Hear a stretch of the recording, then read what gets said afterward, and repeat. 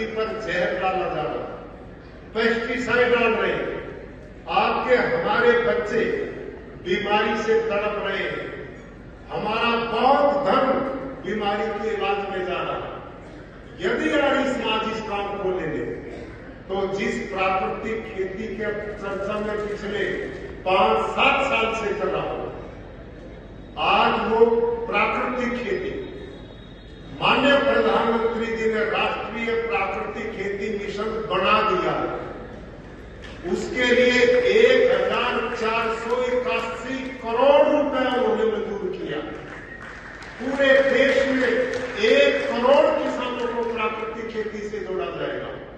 और ये प्राकृतिक खेती क्या है? ये शुद्ध देसी गाय से होती है। जब तक देसी गाय नहीं होगी ये खेती हो ही नहीं सकती। माननीय प्रधानमंत्री जी के सामने हमने ये भी बात रखी, ये गाय सड़कों पर घूम रही है, एक्सीडेंट कर रही है। आज ये बैल है, बेचारों की कोई जरूरत नहीं, ट्रैक्टरों ने उनको खत्म कर दिया। लोग के खेत में घुसते वो मारते हैं, सड़क पे आते हैं लोग मारते हैं। इसका हल क्या हो? तो हमने प्रस्ताव दिया कि एक सेक्स सॉर्टेड सीमन बनता है जिससे गाय बछड़ियां ही देगी, बछड़े नहीं होंगे। प्रधानमंत्री जी ने तुरंत उस मिशन को पकड़ा और आपको जानकर खुशी होगी, भारत में भारत की टेक्नोलॉजी से निर्मित 1000 मशीनें इस देश में लगाई जा रही है। 2 मशीन का तो मैंने अभी साबरमती आश्रम गौशाला जिसमें 400 सांड है, भारतीय देसी नस्ल के 400 सांड, वहां मैंने उद्घाटन किया। अब क्या होने वाला है, ये जो बछड़े हैं बेचारे धक्के खाते फिरते, ये नहीं होंगे पैदा, और बहुत ऊंची क्वालिटी के जो सांड हैं उनसे सेक्स सॉर्टेड सीमन ऐसा बनेगा कि गाय से गर्भित होगी तो बछड़ियां ही देगी, और वो बछड़ियां जिस मां की बेटी उस मां से ज्यादा उन्नत नस्ल की बनकर के आएगी। और ये काम देश में शुरू हो चुका है। और ये सीमन मैं गुरुकुल कुरुक्षेत्र में विदेश से मंगाता रहा, वहां से एक सीमन 1400 रुपए का मैं मंगाता था। भारत की टेक्नोलॉजी में एक टीका 600 रुपए में बनना शुरू हो गया, इतना फर्क। और गुजरात में मैंने सरकार से आग्रह किया कि किसान इतना पैसा नहीं दे सकता, आप इसे सस्ता करें, सब्सिडी दें। वो टीका वहां सरकार से हमने कुल 50 रुपए में करवा दिया, किसान को 50 रुपए में मिले। भाइयों और बहनों, गाय की रक्षा गौशाला से नहीं होने वाली, वो तो बाढ़ है, बंद कर दो बेचारियों, जो खिलाओ सूखा फूखा वो खा लेती है। गाय की रक्षा होगी जब गाय किसान के खूंटे पर जाएगी, और गाय किसान के खूंटे पर तब जाएगी जब वो लाभकारी होगी, और लाभकारी वो तब होगी जब उसकी फसल का सुधार होगा। और ये काम आज देश में हो चुका है। वो रास्ता जो मानवता के कल्याण के लिए हो, वो रास्ता जो दुनिया में छिड़े सिकरे युद्ध जैसी स्थितियों से निपटकर दुनिया में विश्व शांति स्थापना करने का हो, वो रास्ता अधर्म का नाश करके धर्म की स्थापना का हो, वो रास्ता मात्र मानव से नहीं, हर प्राणियों के प्रति सद्भावना, हमारी संवेदनाएं उनके प्रति हो, ऐसी सोच और विचार के साथ इस दुनिया में खड़ी हुई चुनौतियों को निपटान करने के लिए अगर सबसे बड़ी भूमिका कोई निभा सकता है, और निभाने के लिए जिसके कदम भी आगे बढ़ चुके हैं, ऐसे आर्य समाज के महान सपूतों को, आप सबको मैं पुनः अभिनंदन स्वागत करके आपको हाथ जोड़ के प्रार्थना करूंगा। प्रार्थना ये करूंगा, क्या हमारे बीच में महामहिम साहब बैठे, हमारे सामने अनेक चुनौतियां, जैसे मैंने कहा, एक चुनौती हम किसान के बेटे, किसान किसान की जमीन जिस तरह से जर्जर होकर आज जहर उगल रही है, उगलते हुए इस जहर के अंदर से हम लोग कैसे अपने आप को बचाएं, क्योंकि जब तक हमारा तन मन स्वस्थ नहीं होगा तब तक हम लोग अपना अगला कदम ठीक से नहीं उठा पाएंगे। इसलिए कितनी बड़ा चिंतन, कितनी बड़ी संघर्ष और कितनी उपलब्धियों के बाद तब जाकर ये निर्णय हुआ कि प्राकृतिक खेती के बगैर हिंदुस्तान के मानव के मन को सुरक्षित नहीं किया जा सकता।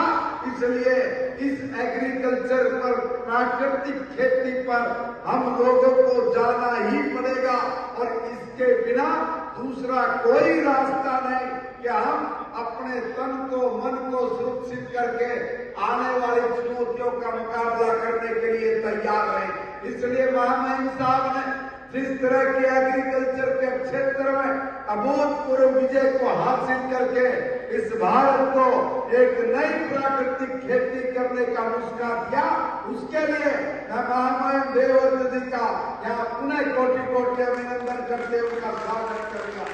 मैं स्वागत करना चाहता हूँ आपका सर, आपने एक नई सोच को डेवलप किया। आपने राज्यपाल होते हुए आपने तय किया कि मैं जिस भी प्रदेश में मेरे जिम्मेवारी हो वहां पर मैं कुछ न कुछ नया ऐसा करूं जिसके कारण लोग जुड़े और लोग जुड़ के धरातल की बात को समझकर अपने समाज में आई हुई कुरीतियों का निपटान करने के लिए जिस तरह की सोच, जिस तरह के विचार को प्रखरता के साथ खड़ा करना है, उस तरह के व्यक्तित्व का निर्माण करो। आप जहां भी जाते ऐसे लोगों का समूह आपके साथ होता है जिस समूह की आप सही मायने में बहुत बड़ी जरूरत है और इस जरूरत को आपने अच्छे से समझ के आने वाली चुनौतियों का मुकाबला करना है। अभी आदरणीय राजेंद्र जी बोल रहे, ये बता रहे, इनसे पहले शायद देशबंधु जी बोल रहे, उन्होंने कहा आज हर चीज आर्य समाज के हिसाब से हो रही है। आज माननीय देश के प्रधानमंत्री जी, मुझे ध्यान में माननीय गृह मंत्री जी भी जब आर्य प्रतिनिधि सभा के कार्यक्रम में गए थे तब भी मैंने उनके विचारों को सुना था।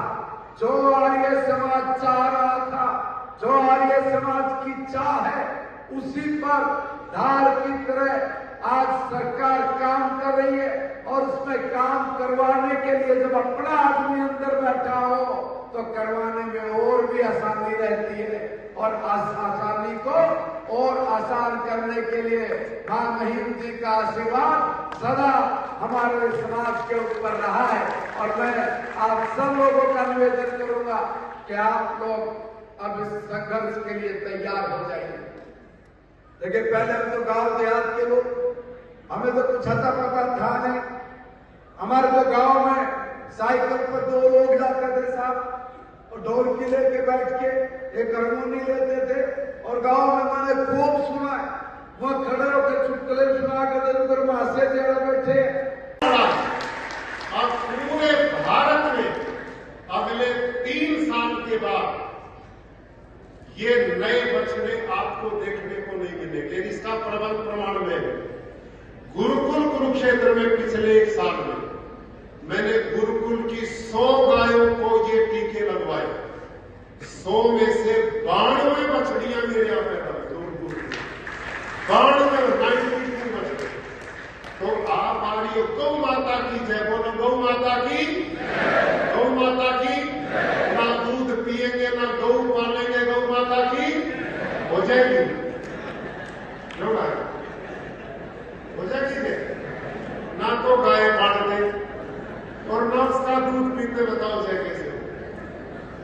भाई किसानों, आप किसान भी हैं, मैं आपसे नम्रतापूर्वक आग्रह करता हूं, गुरुकुल कुरुक्षेत्र में हरियाणा सरकार की ओर से फ्री में ट्रेनिंग दी जाती प्राकृतिक खेती की, गौपालन की।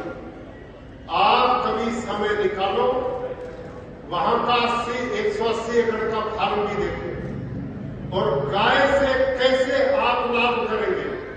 इस समय मेरे पास साहिवाल नस्ल की 22 लीटर तक की गाय है, एक दिन में 22 किलो, और मेरा लक्ष्य है उसको 25 लीटर पर ले जाने का। जब देसी गाय 18, 20, 25 लीटर दूध देगी तो फिर कौन मारेगा जी उनको? कौन गौशाला भेजेगा? घर में आएंगी कि नहीं आएंगी? तो ये है तरीका, और ये ही तरीका कैसे बना?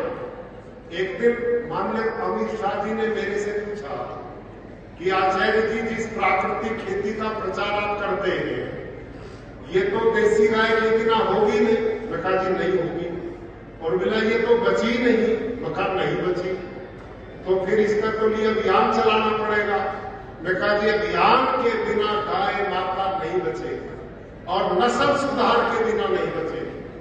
तभी से अभियान भारत सरकार ने लिया और माननीय प्रधानमंत्री जी ने ये अलग से मिशन, अलग से करोड़ों रुपए रिसर्च पर लगाकर, और ये मशीनें अब चालू होगी भारत में। तो इतना पॉजिटिव काम देश में हो रहा है। अब आप सबसे मेरा निवेदन है, आर्य समाज का प्रचार पूरे हरियाणा प्रदेश के गांव-गांव के अंदर तेजी से बढ़ना चाहिए। भाई गुरुकुल कुरुक्षेत्र में 2012 से हमारा शताब्दी वर्ष था, उसी साल से 18 प्रचारक हमने रखे हुए, रात दिन गांव-गांव के अंदर वो प्रचार करके 300, 350 नई आर्य समाजों की स्थापना उन्होंने की। ऐसे ही मेरा आपसे निवेदन है, मैं आपके चेहरे देख रहा हूं, कितने ही लोग ऐसे बैठे हैं जो आर्य समाजों से जुड़े हैं। अपने जितेंद्र आर्य जी सामने डीओ महोदय, डीओ से रिटायर्ड हुए, प्रिंसिपल रहे, इनके पूज्य पिता जुआ महाराज हैं। अगर आप ये वीडियो YouTube पर देख रहे हैं तो हमारे चैनल को सब्सक्राइब करें और बेल आइकन को दबाना ना भूलें। अगर आप Facebook पर ये वीडियो देख रहे हैं तो हमारे पेज को लाइक करें।